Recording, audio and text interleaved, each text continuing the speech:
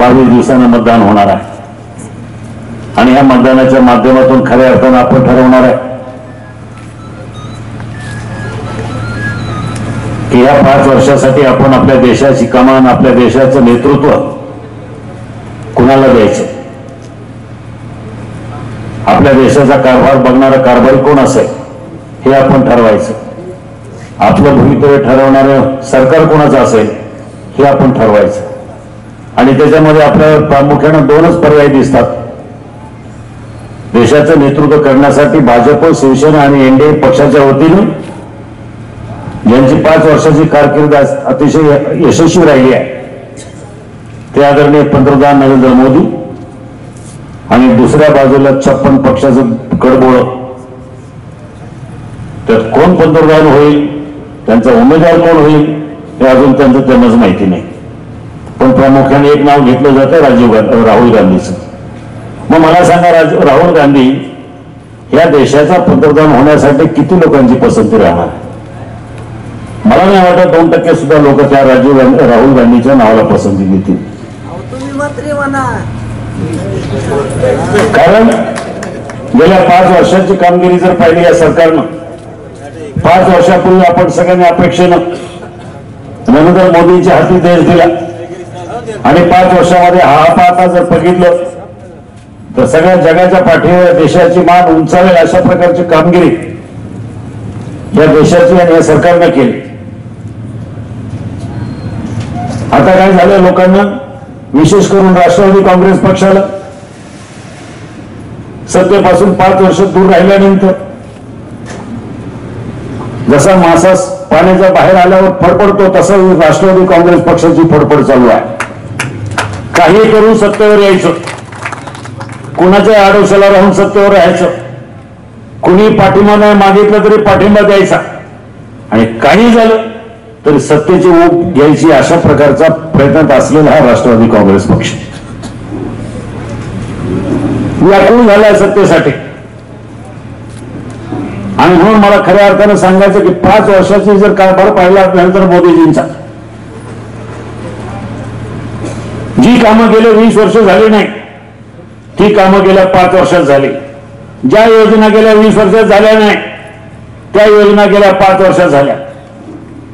गोरगरिबांच्या खात्यामध्ये डायरेक्ट पैसा पोहोचलाय.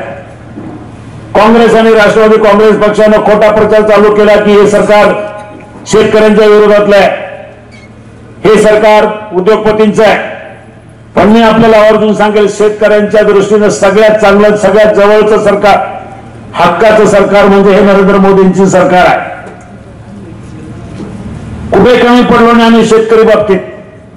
शेतकऱ्यांच्या अनेक योजना मी आपल्याला ठराविक सांगतो. कर्जमाफीची योजना, आज कर्जमाफी जवळजवळ 34,000 कोटीच्या पैकी 30,000 कोटीच्या आसपास कर्जमाफी आपण लोकांना वाटून झालेली आहे. पण राष्ट्रवादीवाल्यांना ते पटत नाही. त्यांना अजून कळलं नाही समजा सरळ आणि स्पष्ट कर्जमाफी कशी असावी. त्यांच्या काळात झालेली कर्जमाफी एकेका शेतकऱ्याला 27 लाख, 35 लाख, 36 लाख अशा प्रकारची कर्जमाफी त्यांच्या पुढाऱ्यांना झाली, त्यांच्या पक्षातल्या लोकांना झाली. आमदार साहेब म्हणतात एका जिल्हा परिषद सदस्याला पण झाली असेल. आज त्याच कर्जमाफीवर टीका करण्यासाठी, शिवाजी महाराज कर्जमाफीची योजना जी आहे ती करण्यासाठी त्या राष्ट्रवादी काँग्रेस पक्षाचा हल्लाबोल कार्यक्रम चालू होता. मग हल्लाबोल कार्यक्रम कसा, शिवाजीनगरला जायचं, हडपसरला जायचं, शहरामध्ये सभा घ्यायची हल्लाबोलची, उपस्थित असलेल्या शेतकऱ्यांना लोकांना सांगायचं किती लोकांना कर्जमाफी झाली त्यांनी हातवर करा. मला सांगा, शिवाजीनगर सारख्या ठिकाणी कुठला शेतकरी तुम्हाला हातवर करणार की मला कर्जमाफी मिळाली, आणि मग सांगायचं की नाही कर्जमाफी कोणाला झाली नाही. अशा प्रकारचं बंडलबाजी ही सगळी मंडळी. पण दुसऱ्या बाजूला मी आपल्याला सांगेन, 34,000 रुपयाची कर्जमाफी आणि आज सगळ्यात महत्वाचं म्हणजे चांगली फलदायी योजना जी केली, पंतप्रधान सन्मान किसान योजना. प्रत्येक शेतकऱ्याला ज्याचं जमिनीचं ज्याची जमीन 5 एकरच्या आतमध्ये अशा प्रत्येक शेतकऱ्याला वर्षाला 6,000 रुपये देणार. हे अनुदान आहे प्रत्येक वर्षी. एका वर्षासाठी नाहीये. काँग्रेसवाल्यांना वाटायला लागलं की अनुदान कमी आहे. हे जरी कमी असलं तरी 6,000 रुपये 12.5 कोटी शेतकऱ्यांना देशभरातल्या मिळणार. याची रक्कम होते 75,000 कोटी रुपये. 75,000 कोटी प्रत्येक वर्षी सातत्याने वाटत राहणार आहे, अनुदान देत राहणार आहे. ज्यांच्या घरामध्ये 2-2 दिवस चूल पटत नाही अशा शेतकऱ्यांना, अशा गोरगरिबांना हे 6,000 रुपये म्हणजे खूप त्या मानाने बरी रक्कम आहे. पीक विमा योजना असेल, हे राज्य सरकारने आमच्या जे केलेलं यांत्रिकी वाटपाच्या मशीन वाटणं असेल, या सगळ्या बेनिफिटच्या योजना केल्या असतील. शेतकरी हा केंद्रबिंदू ठेवलेला आहे. मध्ये आरडाओरडा चालू केला की कांद्याचे भाव कोसळले, कांद्याचे भाव कोसळले, या सरकारनं काही केलं नाही. मी आपल्याला आवर्जून सांगेल की ह्या सरकारचा घटक म्हणून मी 1.5 महिन्यापूर्वी लोकसभेमध्ये आवाज उठवला. मी एकमेव खासदार होतो महाराष्ट्रातून की कांद्याच्या भावासाठी अनुदान मिळालं पाहिजे. शेतकरी अडचणीत कर्जबाजारी झाला, त्या शेतकऱ्याला आपल्याला आधार दिला पाहिजे. प्रचंड नुकसानीमध्ये शेतकरी आहे. सरकारनं प्रतिसाद दिला आणि 200 रुपये क्विंटलचं अनुदान दिलं. त्याची रक्कम आज माझ्या पुणे जिल्ह्यामध्ये जवळजवळ 10 कोटी रुपयाचं अनुदान आपण वाटून झालंय. दुसऱ्या टप्प्याचं अनुदान आम्ही देतो 200 रुपये क्विंटलचं. ते 15 डिसेंबर पासून तर 28 फेब्रुवारी पर्यंत ती रक्कम साधारण 15-20 कोटी रुपये होणार आहे. फक्त पुणे जिल्ह्यामध्ये 30-40 कोटी रुपयाचं कांद्याचं अनुदान मी देतोय. राष्ट्रवादी काँग्रेस सरकारच्या काळामध्ये कांद्याचे भाव काय 500 रुपये किलो होते असं कधीच नाही. त्यावेळेला सुद्धा त्यांच्याच अंगावर कांदे फेकले, नाशकामध्ये रस्त्यावर कांदे फेकले. त्यावेळेला त्यांना अनुदान द्यायला कधी जमलं नाही. ते अनुदान आम्ही या शेतकऱ्यांच्या साठी दिलं त्या सरकारमध्ये. अशा अनेक योजना केलेल्या आहेत. मुद्रा लोन योजना असेल, उज्ज्वला गॅस योजना असेल आणि सगळ्यात महत्वाचं म्हणजे आयुष्यमान भारत. काय आहे आयुष्यमान भारत योजना? आपल्या गोरगरिबांच्या घरी एखादा आपल्या घरातला माणूस आजारी पडला, त्याला पुण्या मुंबईला हॉस्पिटलमध्ये जर भरती केलं, 3 दिवसाचं 4 दिवसाचं बिल मोठ्या हॉस्पिटलमध्ये आलं तर 3-3 लाख रुपये 2-2 लाख रुपये बिल येतं. अशा वेळेला शेतकऱ्याला समजत नाही, गोरगरिबाला समजत नाही की 2 लाख रुपये आणायचे कुठून, 2.5 लाख रुपये आणायचे कुठून. पर्याय नसतो. मग नाईलाजाने मग कुठे जमीन गहाण ठेव, कर्ज काढ आणि हॉस्पिटलचं बिल भर. ही सर्वसामान्य कुटुंबामध्ये नेहमी घडणारी घटना. सरकारने याच्यावर सहानुभूतीपूर्ण विचार केला आणि प्रत्येक कुटुंबाला वर्षात काठी 5 लाख रुपयाचं मेडिकलचं बिल, मेडिकलचा इन्शुरन्स या प्रत्येक कुटुंबाला दिलंय. 5 लाख रुपयापर्यंत बिल सरकार भरेल. बघायला गेलं तर योजना लहान आहे, पण तुमच्या आमच्या सगळ्यांच्या आयुष्यामध्ये विचार करा. एखाद्या घरामध्ये काही घटना झाली तर ही योजना किती महत्वाची आणि मोलाची राहणार आहे. हायवेच्या संदर्भामध्ये जवळजवळ 2 लाख किलोमीटरच्या आसपास नॅशनल हायवे नितीन गडकरीच्या काळामध्ये गेल्या 5 वर्षामध्ये देशामध्ये झाले. अनेक कामं झालेली आहेत. राज्याचं जाऊ द्या, देशाचं जाऊ द्या. मी आपल्या मतदारसंघापुरतं जर बोलायचं झालं, मी 15 वर्ष खासदार आहे. 10 वर्ष काँग्रेस आणि राष्ट्रवादी काँग्रेसचे युपीए सरकार केंद्रामध्ये असताना मी खासदार होतो आणि शेवटचे 5 वर्ष आमचं सरकार असताना खासदार. पण गेल्या 10 वर्षामध्ये माझ्या मतदारसंघासाठी त्यांनी 1 रुपया दिला असेल तर सांगावं. आज ही मंडळी सगळी माझ्या नावावर टीका करतायत.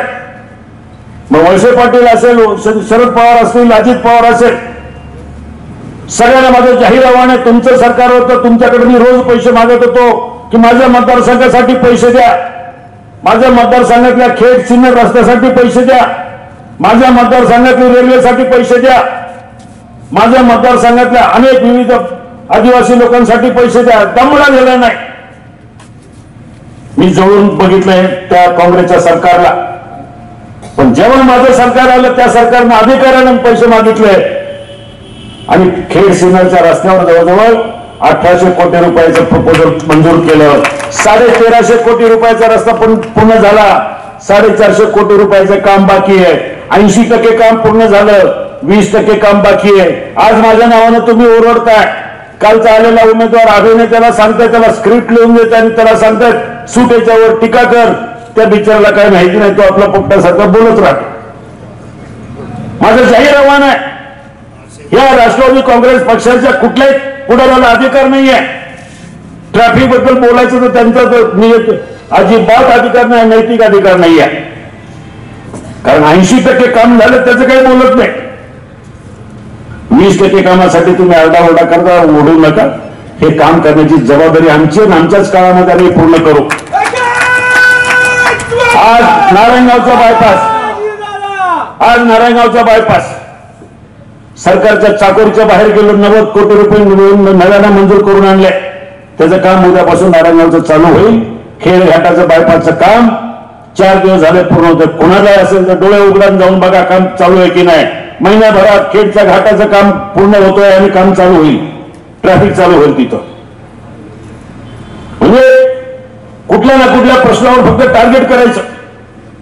बैलगाड्याच्या संदर्भात प्रश्न देतात, मगाशी आमदार साहेब बोलले, काय तुम्हाला अधिकार आहे बैलगाड्याचा? बैलगाड्यावर बंदी आणायचं काम तुमचं, खुटी लावली तुम्ही आणि आम्हाला सांगता की यांच्या काळात बैलगाडी चालू झाले नाही.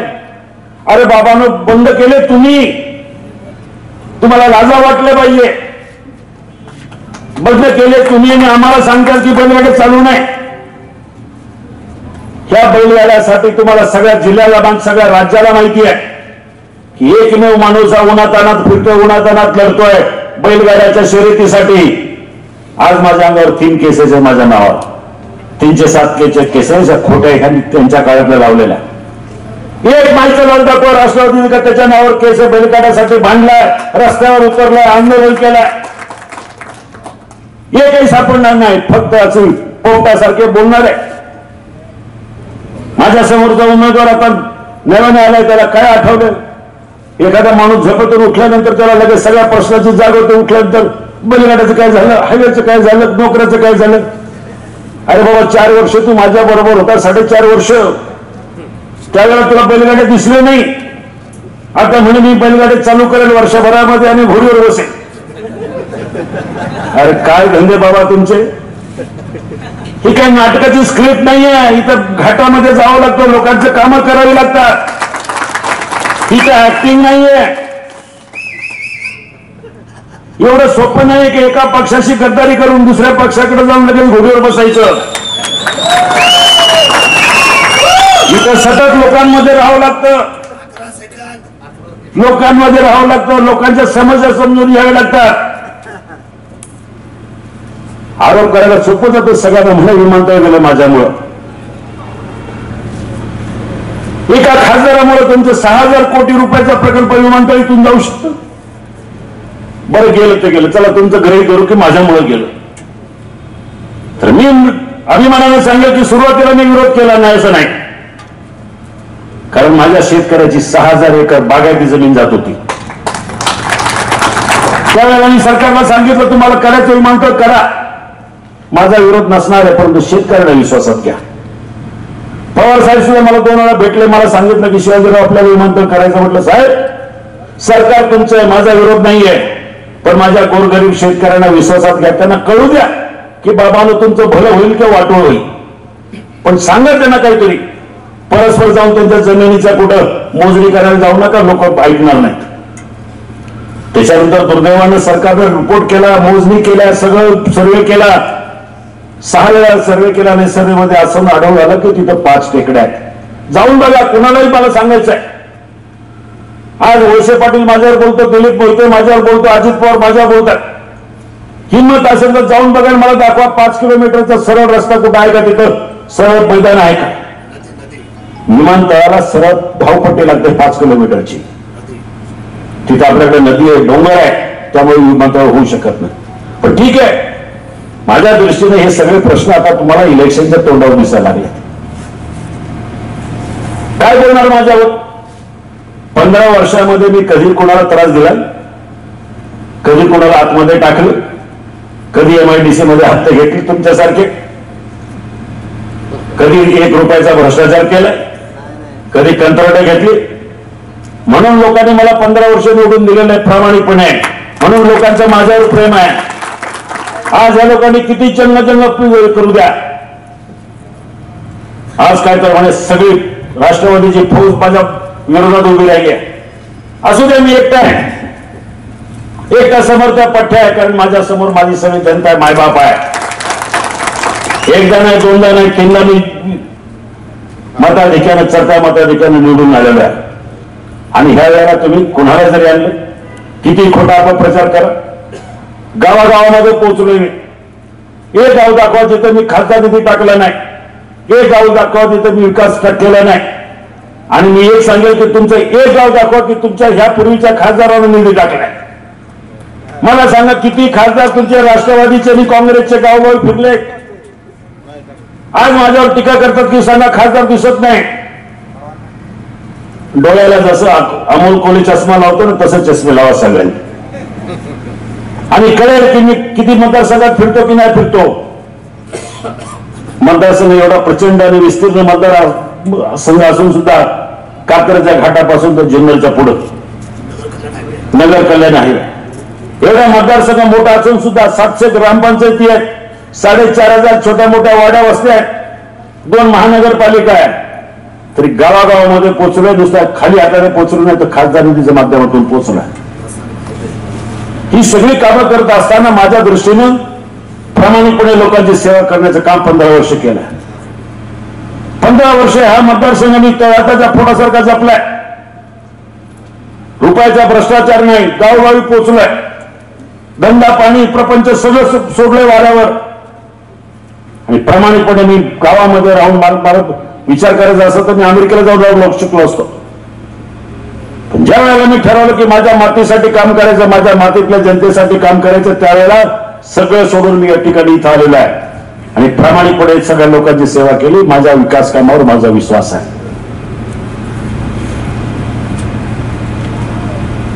ही सगळी कामं करत असताना मला सांगा, हा माळशेज हायवे रस्ता आहे.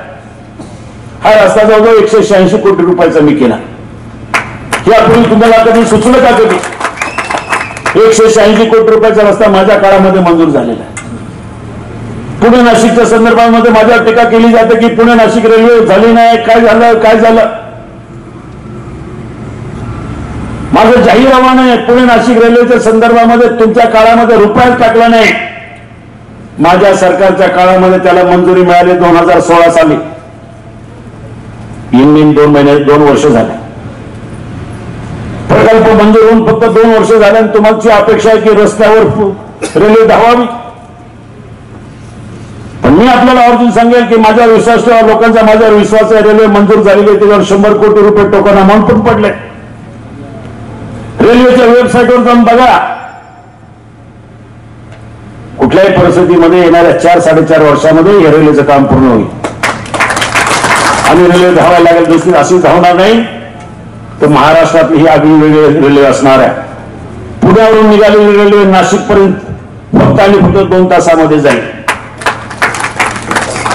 मला वाटतं आपल्याकडं ह्या परिसरामध्ये त्याचं फायनल सर्वे पण आला होता. काही लोक सर्वेसाठी पण आले होते, आळ्याचं त्या ठिकाणी आले.